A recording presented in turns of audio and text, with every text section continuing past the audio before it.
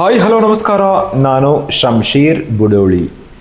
ಮಂಗಳೂರಿನ ಪಿಲಿಕುಳ ಬಂದ್ ಆಗುತ್ತಾ ಇಲ್ವೋ ಈ ಕುರಿತು ಬಹಳಷ್ಟು ಚರ್ಚೆ ಆಗ್ತಾ ಇದೆ.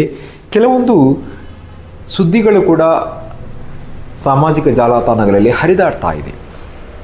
ಹಾಗಾದರೆ ಪಿಲಿಕುಳದ ಅಭಿವೃದ್ಧಿ ಪ್ರಾಧಿಕಾರ ಅಥವಾ ದಕ್ಷಿಣ ಕನ್ನಡ ಜಿಲ್ಲಾಧಿಕಾರಿ ಈ ಕುರಿತಂತೆ ಏನು ಹೇಳ್ತಾರೆ ಅಂತ ನೋಡೋದಾದರೆ, ಪಿಲಿಕುಳ ಜೈವಿಕ ಉದ್ಯಾನವನದ ನಿರ್ವಹಣೆಯ ಬಗ್ಗೆ ಸ್ವೀಕೃತವಾದ ಸಾರ್ವಜನಿಕ ಹಿತಾಸಕ್ತಿ ಅರ್ಜಿ ಉಚ್ಚ ನ್ಯಾಯಾಲಯದಲ್ಲಿ ವಿಚಾರಣಾ ಹಂತದಲ್ಲಿದೆ. ಇದುವರೆಗೆ ಯಾವುದೇ ತೀರ್ಪು ಅಥವಾ ನಿರ್ದೇಶನ ಪಿಲಿಕುಳ ಅಭಿವೃದ್ಧಿ ಪ್ರಾಧಿಕಾರಕ್ಕೆ ಬಂದಿರುವುದಿಲ್ಲ. ಈ ಬಗ್ಗೆ ಸಾಮಾಜಿಕ ಜಾಲತಾಣಗಳಲ್ಲಿ ಹರಡ್ತಾ ಇರುವ ಸುದ್ದಿಯು ಸತ್ಯಕ್ಕೆ ದೂರವಾದದ್ದು. ಪಿಲಿಕುಳ ಜೈವಿಕ ಉದ್ಯಾನವನ ಎಂದಿನಂತೆ ಸಾರ್ವಜನಿಕರ ವೀಕ್ಷಣೆಗೆ ತೆರೆದಿರುತ್ತದೆ.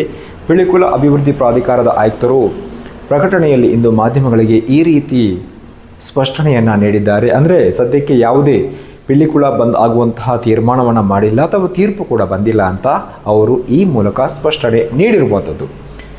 ಇನ್ನು ನಿನ್ನೆಯಷ್ಟೇ ಮಂಗಳೂರಿನ ಪತ್ರಿಕಾ ಭವನದಲ್ಲಿ ಪತ್ರಕರ್ತರ ಜೊತೆ ಮಾತನಾಡಿದ ದಕ್ಷಿಣ ಕನ್ನಡ ಜಿಲ್ಲಾಧಿಕಾರಿ ದರ್ಶನ್ HV ಅವರು ಈ ಕುರಿತಂತೆ ಮತ್ತೊಂದು ಸ್ಪಷ್ಟನೆಯನ್ನು ನೀಡ್ತಾರೆ. ಪಿಲಿಕುಳ ಮೃಗಾಲಯ ಬಂದ್ ಆದೇಶ ಈವರೆಗೆ ಬಂದಿಲ್ಲ. ಪಿಲಿಕುಳ ಮೃಗಾಲಯ ಬಂದ್ ಮಾಡಬೇಕೆಂದು ಹೈಕೋರ್ಟ್ ಆದೇಶ ಕೊಟ್ಟಿರುವುದು ನಮಗೆ ಗೊತ್ತೇ ಇಲ್ಲ. ಆ ಕುರಿತಂತೆ ಆದೇಶ ಕೂಡ ನಮಗೆ ಬಂದಿಲ್ಲ. ಅಂತಹ ಯಾವುದೇ ಆದೇಶ ತಮಗೆ ಬಂದಿಲ್ಲ. ಪಿಲಿಕುಳದಲ್ಲಿ ಪ್ರಾಣಿಗಳ ಸಂಖ್ಯೆ ಜಾಸ್ತಿ ಆಗ್ತಾ ಇದೆ. ಇದರ ನಿರ್ವಹಣೆಯನ್ನು ಅರಣ್ಯ ಇಲಾಖೆಗೆ ಬಿಟ್ಟುಕೊಡುವಂತಹ ಪ್ರಸ್ತಾವನೆ ಇದೆ. ಅರಣ್ಯ ಇಲಾಖೆ ನಿರ್ವಹಣೆಗೆ ಒಪ್ಪಿಕೊಂಡಿದ್ದಾರೆ. ಅವರಿಗೆ ಹಸ್ತಾಂತರ ಮಾಡುವಂತಹ ಮೊದಲು ಮೂಲಸೌಕರ್ಯಗಳನ್ನು ಅಭಿವೃದ್ಧಿಪಡಿಸಬೇಕಾಗಿದೆ. ಮುಂದಿನ ವಿಚಾರದಲ್ಲಿ ಈ ಬಗ್ಗೆ DFO ಅವರೊಂದಿಗೆ ಮಾತುಕತೆ ನಡೆಸಲಾಗುವುದು ಅಂತ ಮಾಹಿತಿಯನ್ನು ಕೂಡ ನೀಡಿದ್ದಾರೆ. ಇನ್ನು ಸದ್ಯದ ಅಪ್ಡೇಟ್ ಅಂತ ಹೇಳಿದರೆ, ಪಿಲಿಕುಳ ಅಭಿವೃದ್ಧಿ ಪ್ರಾಧಿಕಾರದ ಆಯುಕ್ತರು ಇಂದು ಸಂಜೆ ಪ್ರಕಟಣೆಯಲ್ಲಿ